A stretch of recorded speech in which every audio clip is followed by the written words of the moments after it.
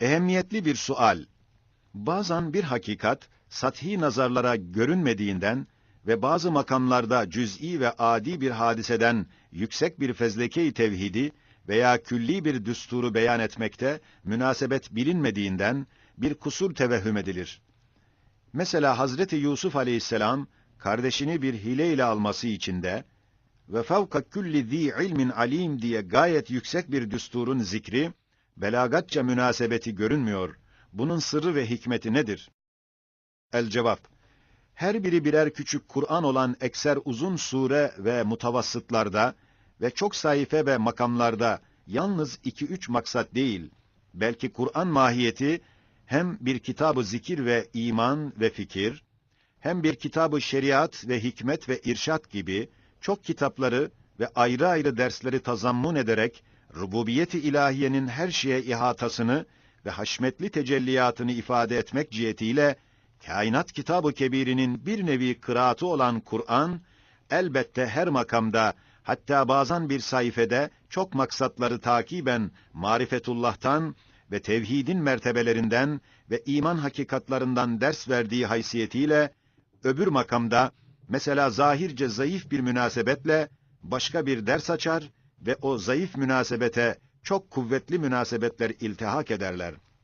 O makama gayet mutabık olur, mertebe-i belagatı yükseklenir. İkinci bir sual.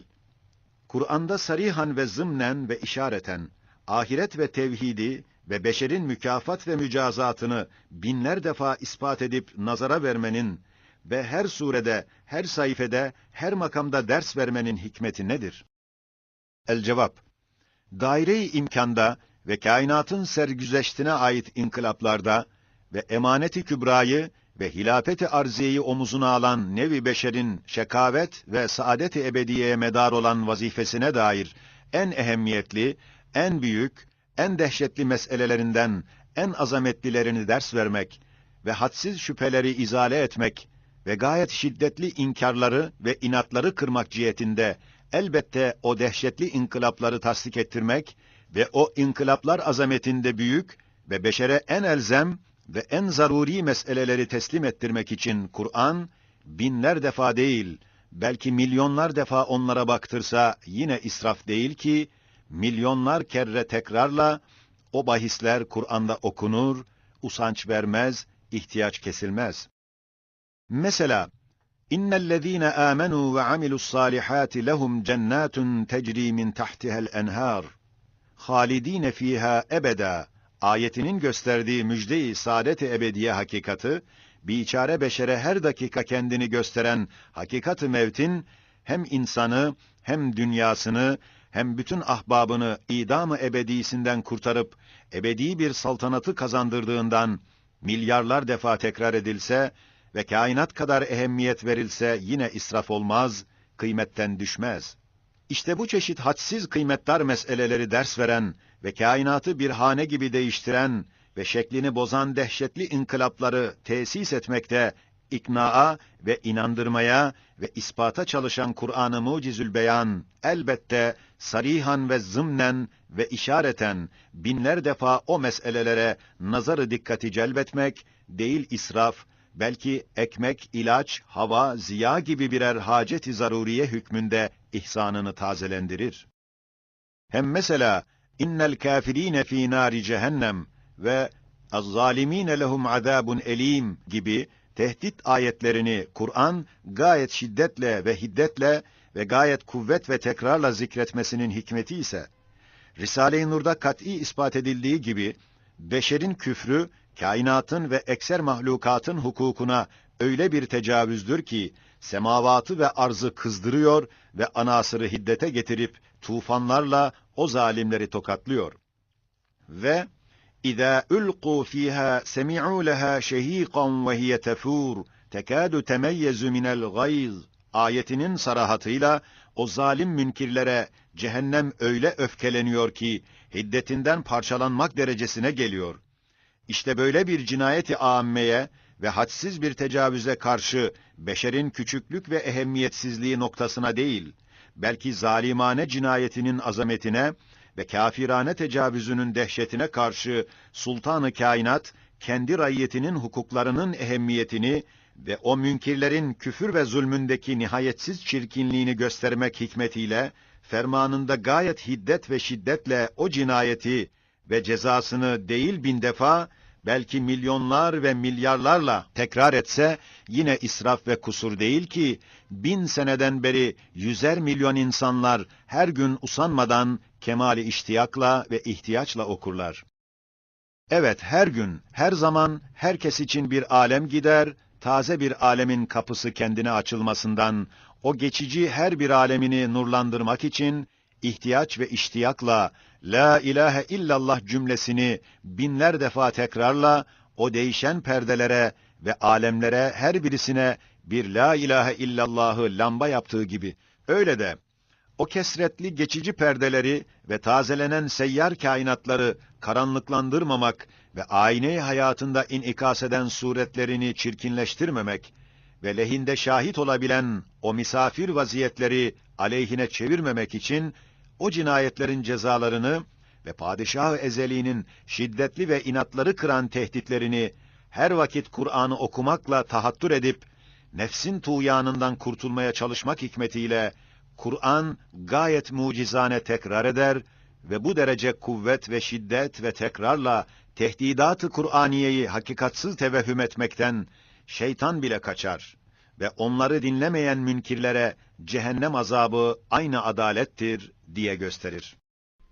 Hem mesela Asay-ı Musa gibi çok hikmetleri ve faydeleri bulunan Kıssa-i Musa'nın aleyhisselam ve sair enbiyanın kıssalarını çok tekrarında Risalet-i Ahmediye'nin hakkaniyetine bütün enbiyanın nübüvvetlerini hüccet gösterip onların umumunu inkar edemeyen, bu zatın risaletini hakikat noktasında inkar edemez hikmetiyle ve herkes her vakit bütün Kur'an'ı okumaya muktedir ve muvaffak olamadığından her bir uzun ve mutavassıt sureyi birer küçük Kur'an hükmüne getirmek için ehemmiyetli erkan-ı imaniye gibi o kıssaları tekrar etmesi değil israf, belki mucizane bir belagattır ve hadise-i Muhammediye bütün Beni Adem'in en büyük hadisesi ve kainatın en azametli meselesi olduğunu ders vermektir.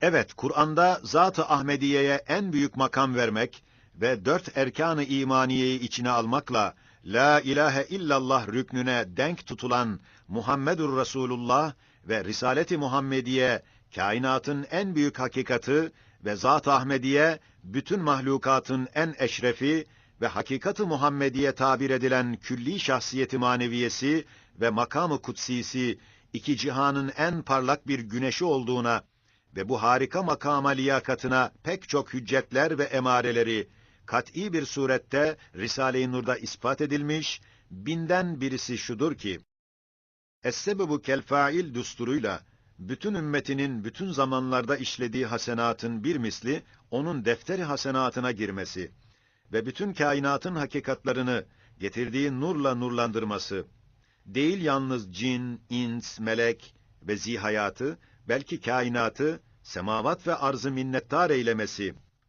ve istidat lisanıyla nebatatın duaları ve ihtiyacı fıtri diliyle hayvanatın duaları, gözümüz önünde bilfiil kabul olmasının şehadetiyle milyonlar, belki milyarlar fıtri ve reddedilmez duaları makbul olan sulehâ-i ümmeti, her gün o zata salatü selam ünvanıyla rahmet duaları ve manevi kazançlarını en evvel o zata bağışlamaları ve bütün ümmetçe okunan Kur'an'ın 300.000 harfinin her birisinde 10 sevaptan ta 100, ta 1000 hasene ve meyve vermesinden yalnız kıraat-ı Kur'an cihetiyle defteri amaline hadsiz nurlar girmesi haysiyetiyle o zatın şahsiyeti maneviyesi olan hakikat-ı Muhammediye istikbalde bir şecere-i tuğba-i cennet hükmünde olacağını Allâmul Guyub bilmiş ve görmüş, o makama göre Kur'an'ında o azim ehemmiyeti vermiş ve fermanında ona tebayiyetle ve sünnetine ittiba ile şefaatine mazhariyeti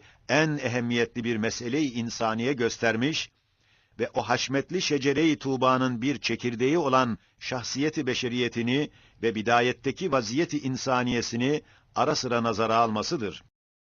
İşte Kur'an'ın tekrar edilen hakikatları bu kıymette olduğundan, tekraratında kuvvetli ve geniş bir mucize-i maneviye bulunmasına, fıtrat-ı selime şehadet eder. Meğer maddiyunluk taunuyla marazı kalbe ve vicdan hastalığına müptela olan. قَدْ يُنْكِرُ الْمَرْءُ ضَوْءَ الشَّمْسِ مِنْ رَمَدٍ وَيُنْكِرُ الْفَمُ طَعْمَ الْمَاءِ مِنْ سَقَمٍ kaidesine dahil olur. Bu 10. meseleye bir hatime olarak 2 haşiyedir. Birincisi, bundan 12 sene evvel işittim ki, en dehşetli ve muannit bir zındık, Kur'an'a karşı suikastını tercümesiyle yapmaya başlamış ve demiş ki, Kur'an tercüme edilsin, ta ne mal olduğu bilinsin. Yani, lüzumsuz tekraratı herkes görsün ve tercümesi onun yerinde okunsun diye dehşetli bir plan çevirmiş. Fakat Risale-i Nur'un cerhedilmez hüccetleri kati ispat etmiş ki, Kur'an'ın hakiki tercümesi kabil değil ve lisan-ı nahvi olan lisan-ı arabi yerinde, Kur'an'ın meziyetlerini ve nüktelerini başka lisan muhafaza edemez ve her bir harfi 10 adetten 1000'e kadar sevap veren kelimat-ı Kur'aniyenin mucizane ve cemiyetli tabirleri yerinde, beşerin adi ve cüz'i tercümeleri tutamaz. Onun yerinde camilerde okunmaz diye, Risale-i Nur her tarafta intişarıyla o dehşetli planı akim bıraktı. Fakat o zındıktan ders alan münafıklar, yine şeytan hesabına, Kur'an güneşini üflemekle söndürmeye, aptal çocuklar gibi ahmakane ve divanecesine çalışmaları hikmetiyle, bana gayet sıkı ve sıkıcı ve sıkıntılı bir halette bu 10. mesele yazdırıldı tahmin ediyorum.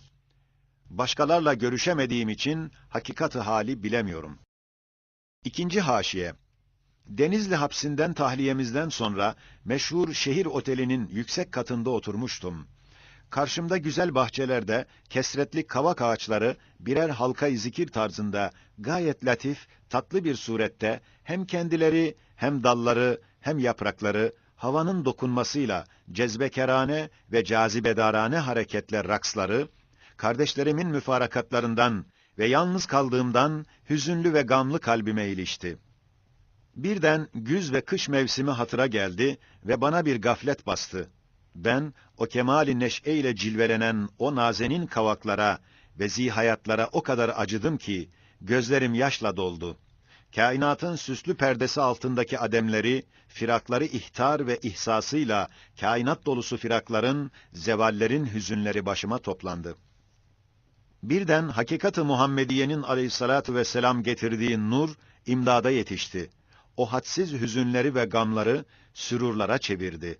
Hatta o nurun herkes ve her ehli iman gibi benim hakkımda milyon feyzinden yalnız o vakitte o vaziyete temas eden imdat ve tesellisi için Zat-ı Muhammediye'ye aleyhissalatu vesselam karşı ebediyen minnettar oldum. Şöyle ki, ol nazarı gaflet, o mübarek nazeninleri vazifesiz, neticesiz bir mevsimde görünüp, hareketleri neşeden değil, belki güya ademden ve firaktan titreyerek hiçliğe düştüklerini göstermekle, herkes gibi bendeki aşk-ı beka ve hubbu mehasin ve muhabbeti vücut ve şefkat-i cinsiye ve alakay hayatiyeye medar olan damarlarıma o derece dokundu ki, böyle dünyayı bir manevi cehenneme ve aklı bir tazip aletine çevirdiği sırada, Muhammed Aleyhissalatu vesselam'ın beşere hediye getirdiği nur perdeyi kaldırdı. İdam, adem, hiçlik, vazifesizlik, abes, firak, fanilik yerinde o kavakların her birinin yaprakları adedince hikmetleri, manaları ve Risale-i Nur'da ispat edildiği gibi 3 kısma ayrılan neticeleri ve vazifeleri var diye gösterdi. 1. kısım neticeleri, Sani Zülcelal'in esmasına bakar. Mesela, nasıl ki bir usta harika bir makineyi yapsa, onu takdir eden herkes o zata, maşallah, barakallah deyip alkışlar. Öyle de o makine dahi ondan maksut neticeleri tam tamına göstermesiyle, lisan haliyle ustasını tebrik eder, alkışlar. Her zihayat ve her şey böyle bir makinedir, ustasını tebriklerle alkışlar.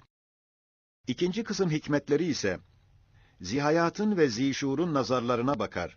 Onlara şirin bir mütalagah, birer kitab-ı marifet olur. Manalarını zişurun zihinlerinde ve suretlerini kuvve-i hafızalarında ve elvah-ı misaliyede ve alemi gaybın defterlerinde daire-i vücutta bırakıp sonra alemi şehadeti terk eder. Alemi gayba çekilir. Demek suri bir vücudu bırakır, manevi ve gaybi ve ilmi çok vücutları kazanır. Evet, madem Allah var ve ilmi ihata eder, elbette adem, idam, hiçlik, mahv, fena, hakikat noktasında ehli imanın dünyasında yoktur ve kafir münkirlerin dünyaları ademle, firakla, hiçlikle, fanilikle doludur. İşte bu hakikati umumun lisanında gezen bu gelen darb-ı mesel ders verip der: kimin için Allah var, ona her şey var ve kimin için yoksa her şey ona yoktur, hiçtir. Elhasıl, nasıl ki iman, ölüm vaktinde insanı idam-ı ebediden kurtarıyor, öyle de herkesin hususi dünyasını dahi idamdan ve hiçlik karanlıklarından kurtarıyor. Ve küfür ise, hususan küfrü mutlak olsa, hem o insanı hem hususi dünyasını ölümle idam edip manevi cehennem zulmetlerine atar. Hayatının lezzetlerini acı zehirlere çevirir. Hayatı dünyeviyeyi ahiretine tercih edenlerin kulakları çınlasın. Gelsinler, buna ya bir çare bulsunlar veya imana girsinler. Bu dehşetli hasarattan kurtulsunlar. Subhaneke la ilme lena illa ma allamtena inneke entel alimul hakim. Duanıza çok muhtaç ve size çok müştak kardeşiniz Said Nursi.